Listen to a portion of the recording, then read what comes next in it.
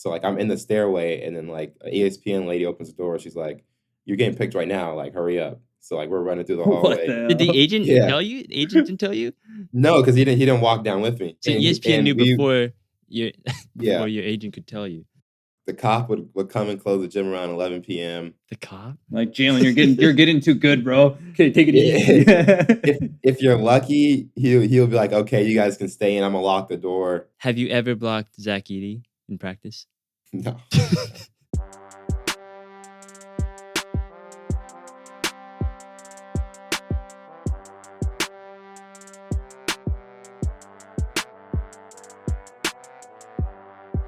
Hello and welcome to Sports Counsel, your playbook for all things sports. I am your host Matt, and I am here with G interviewing a very special guest of the show. Today we are joined by basketball player and NBA rising star Jaylen Wells. From playing college hoops at Sonoma State to the 39th overall pick by the Memphis Grizzlies, Jaylen has quickly made a name for himself in these past 2 years. And he's here to talk today about his journey to the NBA and his NBA experience halfway through his first season. Today is February 19th, 2025, and this is episode 171 of the show. Hey, man, thanks for taking time out of your day and joining us here today. Appreciate it. You know, you're a busy guy and got probably more important things to do, but again, appreciate you having us. Yeah, no problem. It's just an absolute honor to just be able to do this, especially since, I mean, your stocks is just risen like meteorically, and you're just your first year in the NBA. I mean, you were just here for the Rising Stars game, right? Yeah, yep. It was a cool experience. Very very long weekend. Um, a lot of just media, everything that's not basketball. You're barely really even playing in the game. So And then you got like, you're from out here too. So I feel like obviously NBA stuff, team stuff, and then family and friends, all people want to hang out, and people like us are bothering you to try to do a podcast. yeah. Yeah, it's not really as much as a break as you really want. But I mean, still honored just to be there for that weekend. Were you able to do anything like fun at least, or were you just stuck in SF the whole time? Yeah, but I was in SF the whole time. Thursday, got there Thursday and stayed there till Monday. Would you say like it was pretty enjoyable weekend though? Like overall, I mean, I guess you got to play in the Sunday game as well, right? That's pretty insane. I guess it wasn't really on your plate of things you thought you were going to be doing that weekend. Yeah, I mean, it was definitely enjoyable. Especially being able to see like the behind the scenes and stuff, and seeing a bunch of celebrities, and just kind of seeing the production behind all of it. I mean, obviously as a kid, like you kind of just only see the game and like the events that are going on. So just to be able to see like what goes into it is pretty cool. Can we expect you in any more events going forward, like 3-point contest? And what about the dunk contest? I know it's been a hot topic for everybody. You got any ups that you're not showing us yet? Definitely won't be in the dunk contest. I was trying to get in a 3-point contest this year, but yes, hopefully next year or in the years to come, I'll be in it. For sure, for sure. Can you get your boy Ja in there? And yeah, we'll see. I mean, he wants to. Do you guys talk about things like that, like practice? You're like, "Child, why don't you go play?" Or it's just like, yeah, it doesn't really matter to you guys. I mean, yeah, we definitely do. But I mean, I feel like when that comes to actual time to do it, it's kind of like, do you want to like sacrifice your All-Star break for that or no? You know, like the 2 days you do get off, your practice dunking or something, right? Yeah. Well, we want to kind of step things back for a second here and just talk about your kind of just rise to the NBA, because I know this is just halfway through your first year.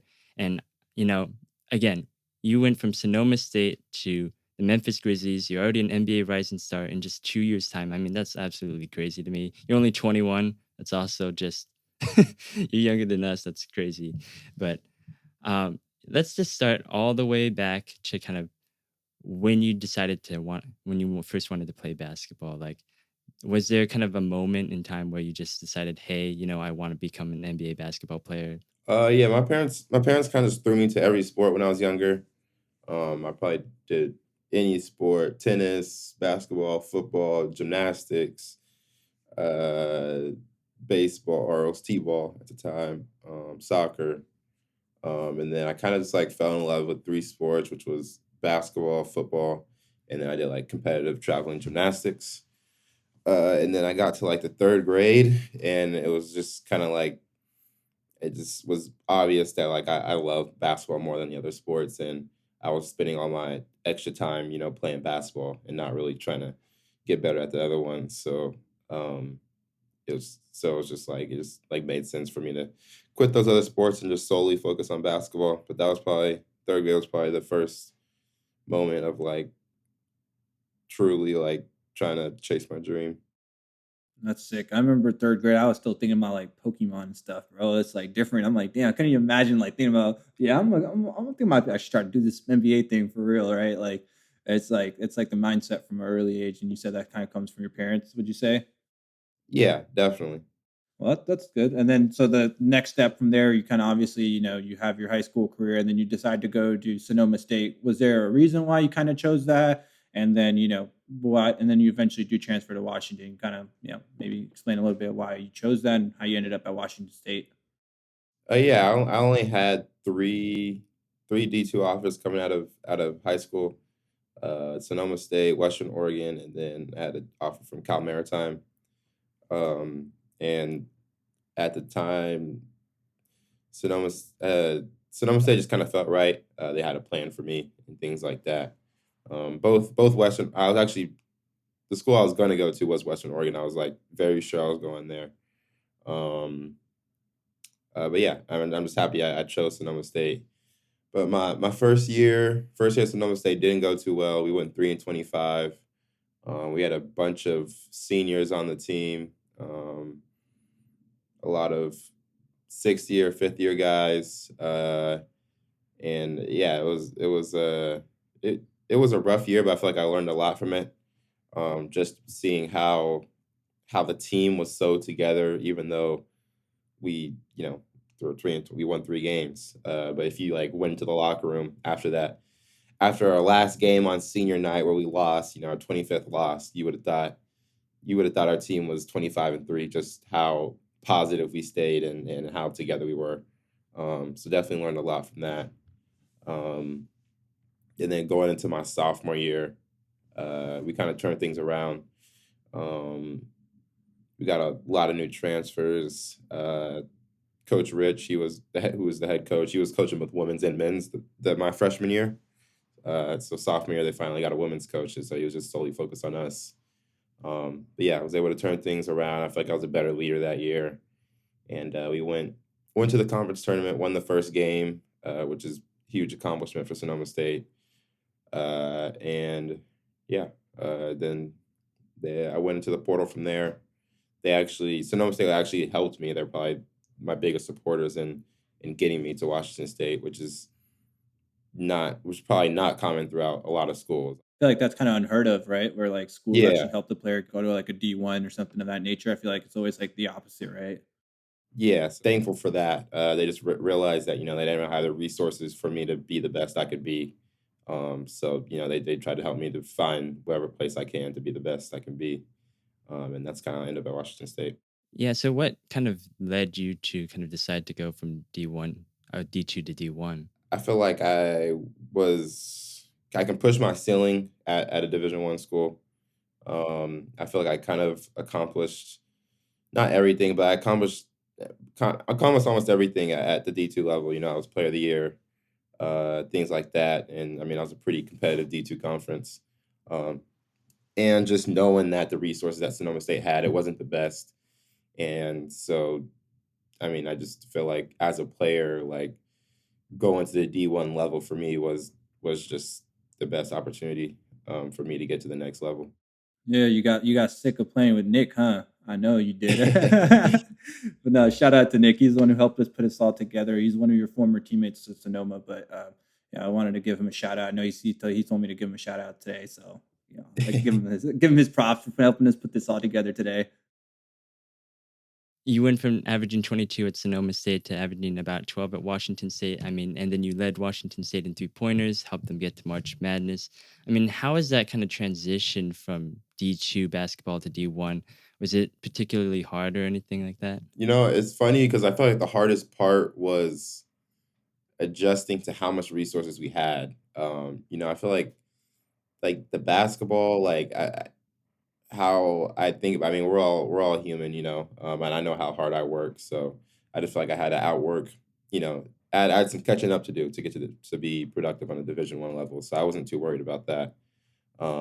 But I think just getting used to actually having like 24-hour gym access, having there's like so many staff members. You don't have to do everything on your own. Like the amount of times like they were telling me like, yeah, like we can take care of that. You don't have to do that yourself. Um, so just honestly, just getting used to that was like kind of weird to me. Because I had my own routines that I did at Sonoma State that usually at the D1 level, like you'll have someone help you with. So um, just getting used to that was actually just kind of like a realization, but it also kind of makes you appreciate what you have.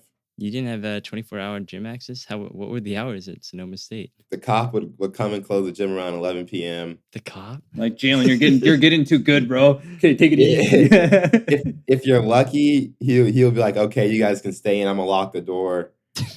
Just make sure you close the door on the way out. Is it like a 10 p.m. thing or what? Yeah, and you got yoga classes, you got volleyball teams, you got indoor soccer, you got the women's basketball team. You go in there in the morning and you might find just like a random class in there for the day because it's raining or something. I don't know. In the gym? Jesus. Um, Sounds like my high school, man. yeah, really, only times you can get in there is practice, and you can't even really get there right before practice because there's someone's practicing before you. And you can't really get in there after practice because someone's coming in after you too. So it was like a 9 p.m. slot you can get in, but sometimes cheerleading's in there from 8 to 10. So it was rough. Yeah, I can imagine how going to Washington State is like a culture shock. That's Yeah, like a complete 180. They're like, hey, yeah, no, you can play as long as your legs allow you to. Like, right. Averaging 22 without any gym time. Now that's crazy, honestly.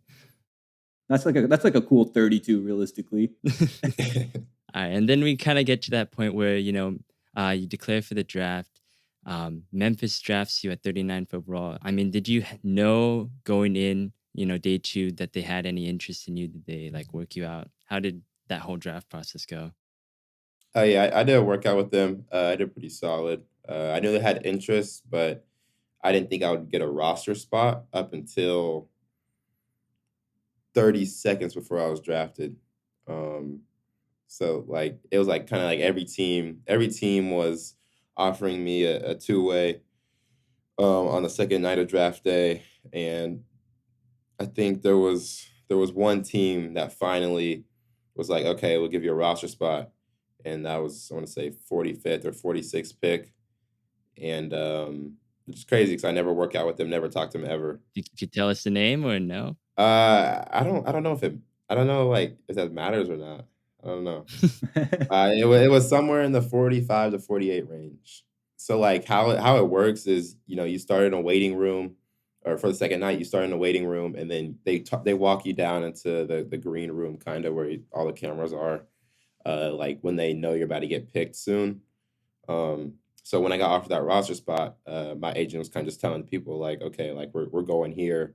We're gonna go in around, like, 40, 45 area."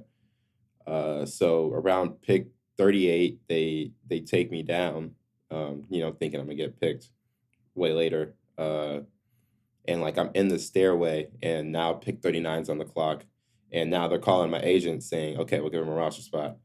Uh, and and my agent doesn't come with me. It's only my mom, my dad. So like I have no idea that Memphis is giving me a roster spot right now. I'm still thinking I'm going in the 40s. So like I'm in the stairway, and then like a ESPN lady opens the door. She's like, "You're getting picked right now. Like hurry up." So like we're running through the What hallway. Did the the hell? agent Yeah, tell you? The agent didn't tell you? no, because he didn't walk down with me, Oh shit. So and he ESPN and knew we before your yeah before your agent could tell you. That man yeah Shams broke the pick and he's like in the notification on his phone. He's like, wait, I got drafted 39. What? yeah. So like I'm running into the green room. I finally sit down, and like when the camera pans to me, like after they say my name, it's like 5 seconds after I sat down. Yeah. Would you say that's like the most like kind of surprising thing that's happened to you so far while you've been in the NBA? Kind of like what's been the most surprising thing? Probably just being a starter so early. Um, just how much of a role they given me so early and how much trust they have for me as a rookie.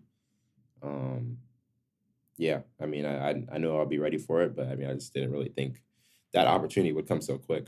Yeah, I feel like with Memphis, a lot of like young players have developed quickly, right? Like if we talk about like the Conchar and then the other guys that are just there, they're young guys you haven't really heard of, Gigi Jackson, like guys that you never heard of, and then they go to Memphis and they kind of find a role really quickly, and then guys like me that are playing fantasy basketball or whatever, you like notice these guys and like you maybe not heard of them, maybe they're not like the biggest household names.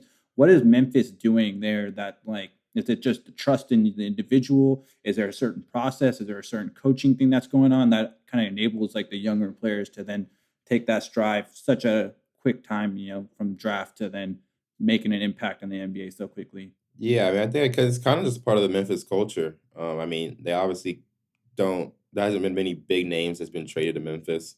I feel like more than half our team has been drafted from Memphis, and I just feel like their development is just so they're is good and they're just it's very hands on. And yeah, they obviously they I mean they're giving people opportunities. I mean, if you're ready for the opportunity and they give it to you, then um yeah, I mean I feel like that's the most part of it. They're not afraid to just throw someone out there and see what they can do. It seems like you kind of fit into that role of kind of like a 3 and D guy, and you've quickly kind of made a name for yourself in that. Was that always kind of your intention when you came into Memphis? Were you just going to be like, I'm just going to, you know, these are the things I want to do well. I want to play, defense really well. I want to kind of lock down their best guy. What was kind of your approach when you first came in? Yeah, that was definitely the mindset. Just to be the best defender I can be. I didn't think it'd be as much as I'm defending now, but yeah, just be the best defender I could be, and then I know I'll take care of things on the offensive end. So I'm not too worried about that. So you always felt like offensive was your stronger star suit of your game, and then defense is kind of like where you kind of put your more emphasis into. Yeah, I mean, I feel like it's pretty even. But I just knew going through college, coming out of college, and through the pre-draft, like that was people were saying was just, that I was a weak defender, and I just knew I wasn't a weak defender. That was the first time in my career I've ever been called a weak defender. So like it was a little frustrating. So just kind of wanted to prove people wrong. I did want to ask you about some of the kind of players that you've played against and kind of defended. Like, do you have like when you're going through these kinds of guys, like let's say for example, I mean I'm a Warriors fan, of course, so I gotta talk about Steph Curry.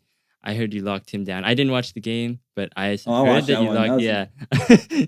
You locked him down, and your team embarrassed my team, and most of that was because you defended Steph Curry so well. Like what is your mindset when you come into that? Do you have like a bunch of notes in your head and you're saying, okay, Steph's gonna, he's gonna travel around off ball, he's gonna do, you know, all this stuff. Like what goes through your mind when you're kind of defending a player like that? For that game, it was just literally just don't let him touch the ball. I mean, obviously he's one of the probably greatest off ball movement guys there. So just knowing his tendencies off ball, I feel like a lot of people might watch like what a person does when they have the ball. Um, but a lot of for me was just watching what he does when he doesn't have the ball and how he gets the ball. So I mean, just limiting his touches. I think a guy like him, like he usually has the ball so much that if if you're limiting his touches, like when he gets the ball, then now he wants to shoot something like, uh, and it might be some crazy shot. Like I think it was one time he just came down the floor, shot like a logo three, and I feel like that was kind of just like him being frustrated a That's little what he bit. does, Like, yeah. yeah, I mean that's still a good shot for him, but yeah. but I feel like it kind of makes them not look for as great as shots. When you're just kind of limiting their touches, because they got to get a shot up. The rhythm is the hard part. How do you yourself kind of get yourself into a rhythm? Is there you got to hit the first one? I know that's usually like a big thing. It's like if you want to see the first one fall, right? And then you're like, okay, that kind of brings up the swagger. That brings up like the kind of like, okay, I'm feeling it a little bit, or as if you missed the first one, how do you get yourself into rhythm? So what's that like for you? With this year, a lot of my rhythm just comes from the defensive end. I realized that like when I'm guarding well, I mean, it just brings up my confidence. I mean, Yeah, I mean, if I'm guarding well, I know I'm gonna stay on the floor. I mean, that's one of my biggest roles. Um, so really, like, I feel like I'm able to just the same way you could find like an offensive rhythm. I like finding a defensive rhythm. I know there's a lot of different kind of mentalities that occur when you're on the court. Like you could be, aggressive, like, Draymond, or like very enthusiastic, I guess. And, playing off the bench, sometimes you feel like you have to bring kind of the energy into the arena in order to provide a spark. Sometimes maybe when your team is down, like, do you have like a sense of what your attitude is like when you're on the court? Like, are you like usually even keeled? Are you like aggressive? Do you just like let the game come to you? You just don't talk anything. You don't say Or anything. do you just get on the court and find the person you're guarding and start talking crap? Like you just go in there just talking your shit. Like what's I got you. Nah, I don't really don't talk too much. I kind of just let my game talk. No one can really like get under my skin, really. has anybody tried? Yeah. Has anyone got Yeah, close? they all. Nah, no one's gotten close. They always try. But like I just don't care. Like I really don't care. Can you tell us like who is the closest, or do you know who does talk? Like we know Draymond talks, right? But like, is there anyone that we would not expect to be talking a lot?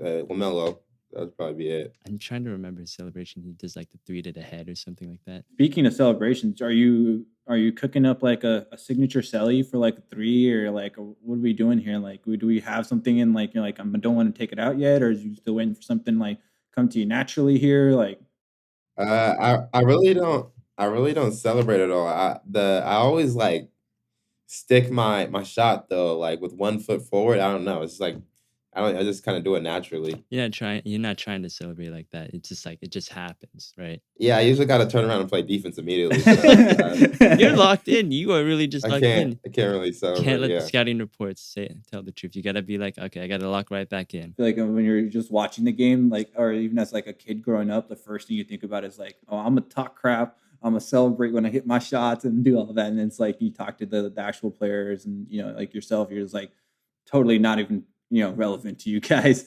So it kind of gives you like how locked in your mindset really is, like on a day to day basis. Like what do you do to keep yourself continuously locked in day to day? Like obviously, I feel like still only halfway through your first season, but even, when you're at Sonoma and they're trying to kick you off of a court when you're just trying to get shots up, or if it's, 24-hour courts, whatever the case is, right? Like, how do you make sure that mindset wise, you're always like the best version of yourself every time? I feel like a lot of just keeping routine. Like something I do every morning, every night, is stretch.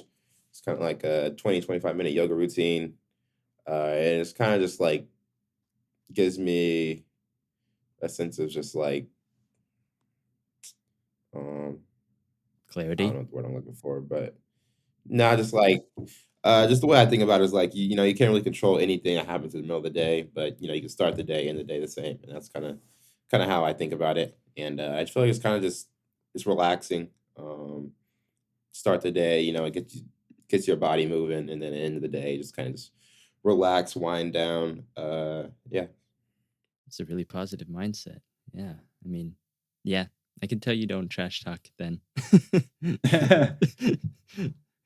Just Oh calm man. inside, calm outside. Just exude that. All right. I mean, 40 games, I think, into your NBA career. I have to assume you already had your welcome to the NBA moment already. Like, do you have something in mind?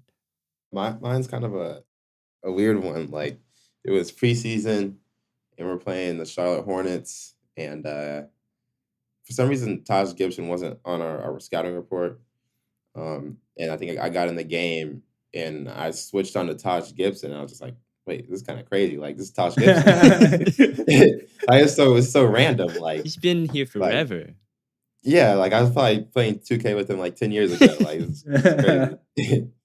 One of the first moments I remember, like just kind of like that went viral, I guess you could say of yourself, would be that moment where it was like one of the I think first month you hit a three. I think it was in Memphis, and then it's like right on LeBron, and then he gives you like a little head tap, and then Oh yeah. after the three, and then I thought that was so funny. I'm like, that must be like, I mean, like a dream kind of, right? Like hitting a three on LeBron, like, dude, I don't think how many people can really say that, right? Like, and how many people love LeBron, right? Yeah, my phone was blowing up for like the next week. Just only that.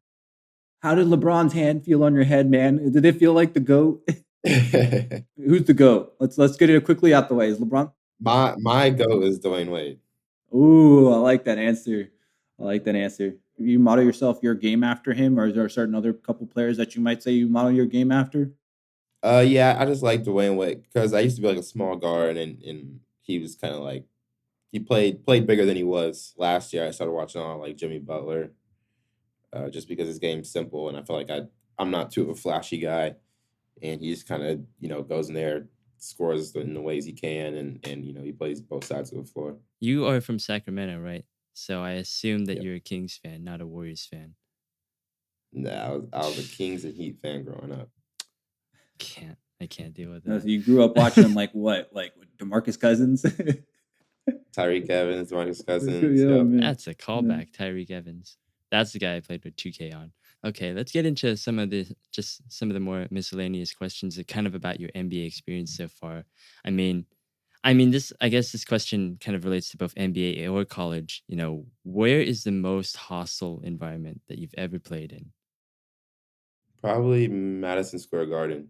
I can definitely see that. I feel like that place is like electric any given night. They could be like a WNBA game. They could be like a little kids basketball game. If there's like 10 people in there, they're talking crap. They're electric. Like I think they're just different out there. They got like a screw loose in their head, and they must be.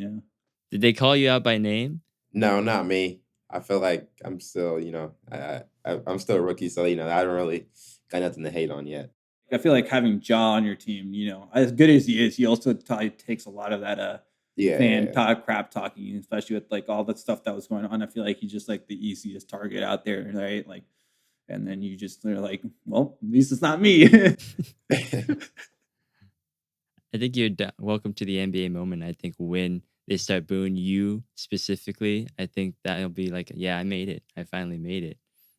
Right.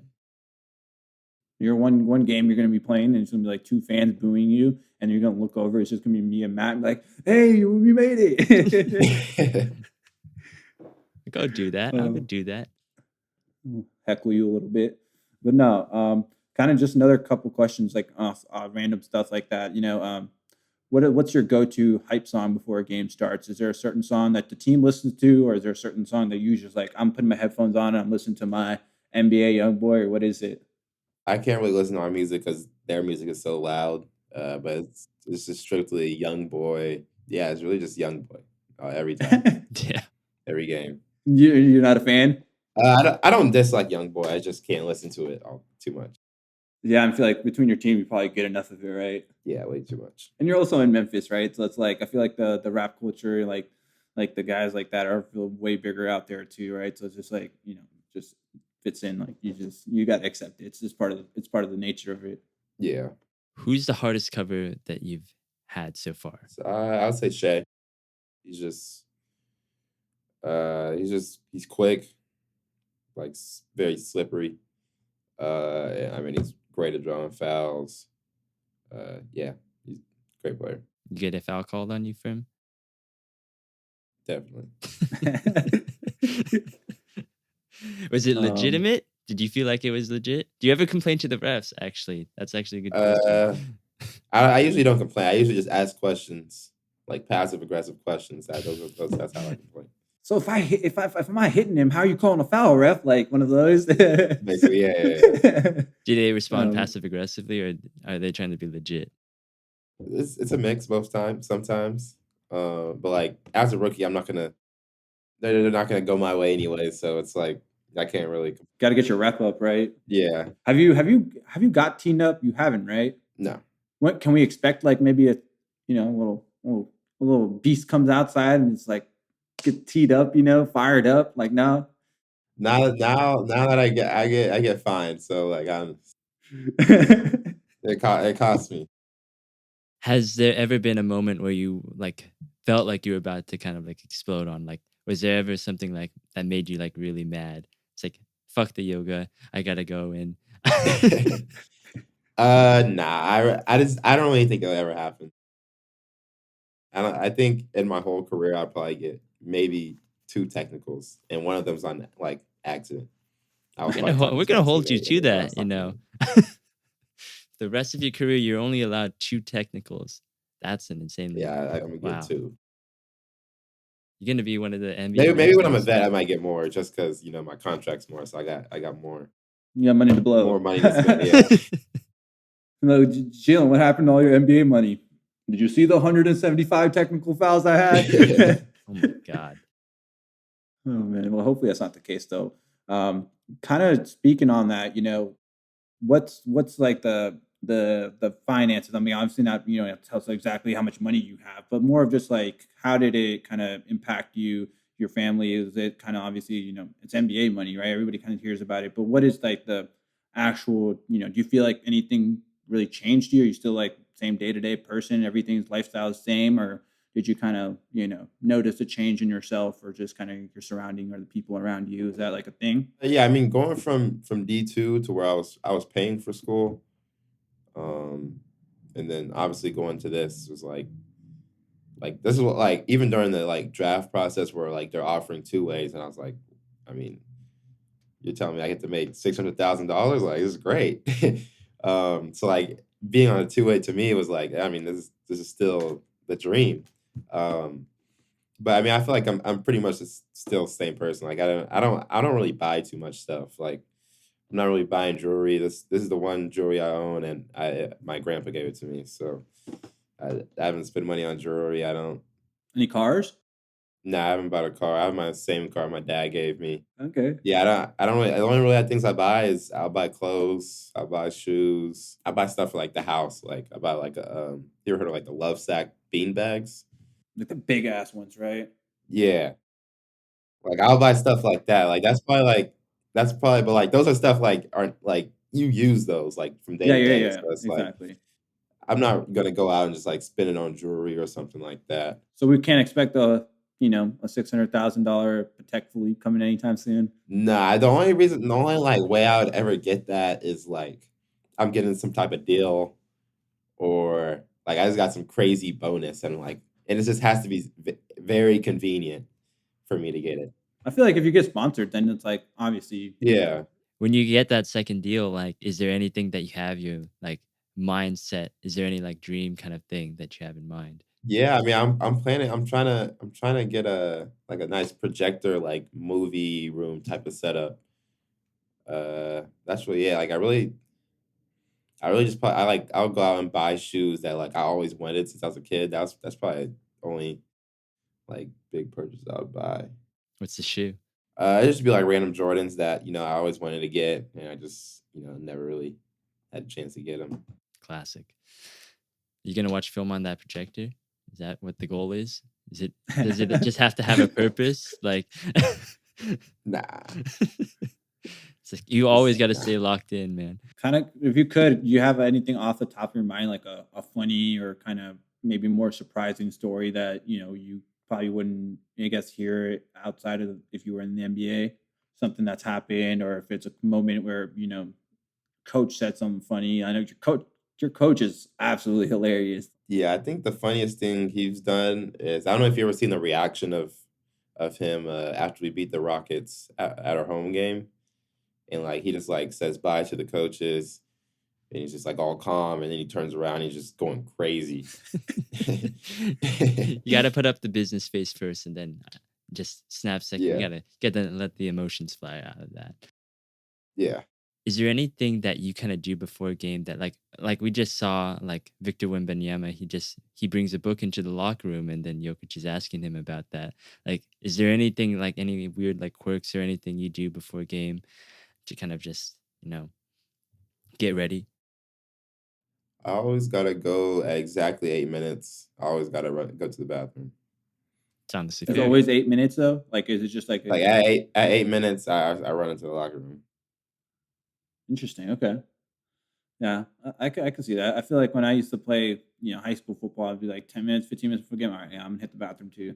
I just gotta go quickly. Even though I just might have taken a piss 20 minutes ago, it's like fuck it, you gotta go again. Just have to. Yeah. What happens if it's like a little bit after 8 minutes, like 7 minutes, or like does It everything just go it wrong? just messes up the timing. I like it just messes up the timing of everything. I mean, more kind of like now that we're, you have a game tomorrow. You say you're playing Indianapolis, right? Like, is there anything that the remainder of the season you're kind of like your eyes set forward to? Is there like a certain matchup like that you have circled on your calendar? I know people say that's a thing, but is there anything in your sense? Is there like a certain player that you haven't guarded yet, or matched up against, or a team you haven't played against, or anything of that nature that you're kind of like still looking forward to? I'm really looking forward to play the Thunder again. Play them twice, play two more times. Just because I mean the number one team in the West, we lost first two times, and just looking forward to trying. Looking forward to guarding Shea again. Is there anyone you're really excited to kind of guard? Like, oh, this is my other than Shea, it's like for Steph I'd Curry, for say example. Jimmy Yeah. Butler. Jimmy Butler? Mm. Have you gotten a chance to guard him yet? Nope, we haven't played Miami yet, Well, but he's in. we'll play the Warriors now. Yeah. Okay. Let's see. I know he's in the Warriors, so much you could probably definitely will match up now, right? Yeah, I'm sorry, I can't root for you on that, but You already locked up Steph, bro. You can't go and not lock up Jimmy, bro. Like, come on, bro. You gotta just it's hey, gonna you piss got me off. Steph. Hey.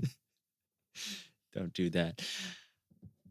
I mean, okay, I'll give you one. Have you ever blocked Zach Edey in practice? No, I don't even really get blocks in general. How's like I guess it's more like a fan question, I mean, we basically me and Matt are just fans, right? But like what's it like playing with Ja? Is he just as electric and as fun as he seems like he would be to play with and kind of have around? Definitely. Very exciting player. He's kind of like one of the people that, when you're on the floor, you always just got to have your hands ready because he'll just throw like random passes that you didn't expect was coming. Yeah, I mean, that definitely exciting player. Quick, obviously explosive. So fun player to play with. Do you have any kind of like sets that you guys prepare beforehand? Like Jaw says to you like, oh, if you're coming down the right side, like I'm gonna throw it up to you like this. Is there any kind of like preparation beforehand for that? And I feel like our offense is so just quick that there's nothing really planned that we do. Like everyone's just kind of on the same page and moving in the same way that we know we're supposed to move. 'Cause that's I mean that's a lot of our offense just movement and just pushing the ball. Do you have like a guy on the team that's like kind of your mentor or kind of like your, helping you a little bit more than the other guys? Is there someone in that on the team, the roster that's kind of, helping you out in that sense?